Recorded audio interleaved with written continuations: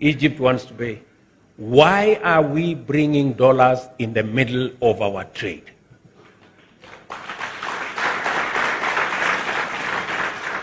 This is the question we should be asking ourselves. And in the process, all our business people are stranded. Egypt cannot pay for our tea because they are looking for dollars. We cannot pay for their sugar because we are also looking for dollars. You know?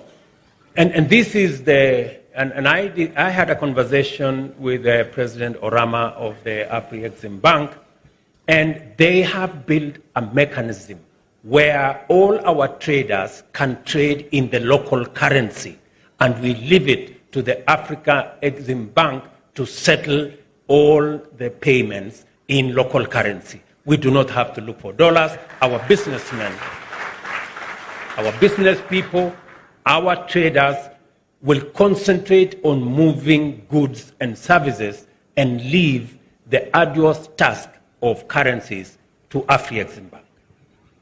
I know we are all trying to see because of what the dollar has done to all our economies. The dollar has moved from less than 1% in the US to about 5.2%. With that movement, and I am told it is the steepest rise in interest rates ever since the US established their mechanism. That steep rise has caused us unnecessary trouble. I think it is important for us to figure out. Many of us are saying, oh, maybe we should move away from the dollar to the yuan. Maybe we should move away from the dollar to another currency.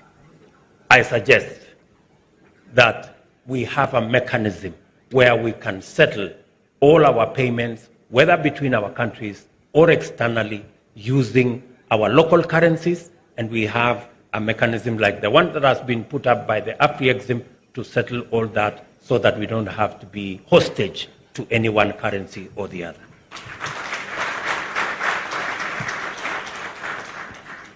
Without a single payment platform, payment instructions from one African country to another typically passes through several intermediary financial institutions, leading to increased costs, complications, problems, and unnecessary currency fluctuations, and ends up being a whole ecosystem of confusion.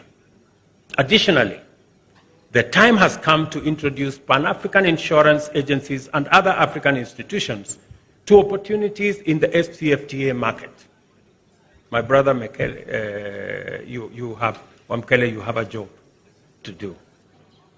But first of all, we must take decisive steps to strengthen our financial institutions to effectively support a strong private sector performance in the SCFTA and general Pan-African business. There is an ample body of best practice from successful regional integration experiences, like the Association of Southeast Asian Nations and the Southern Common Markets, which establishes that the full benefits of regional trade agreements can only be maximized when member states prioritize trade facilitation, especially the ease of cross-border activity. Non-tariff barriers distort investment dynamics and impede competitiveness. As a result, non-tariff barriers effectively undermine or even invalidate a free trade area.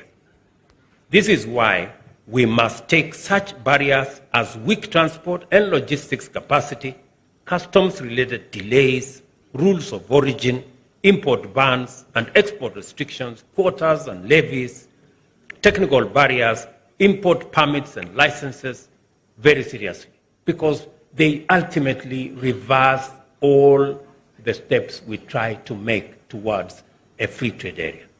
They may look small, they may look incremental, but their sum total amounts to a reversal of what we are all trying to achieve. I was giving an example to the private sector this morning of,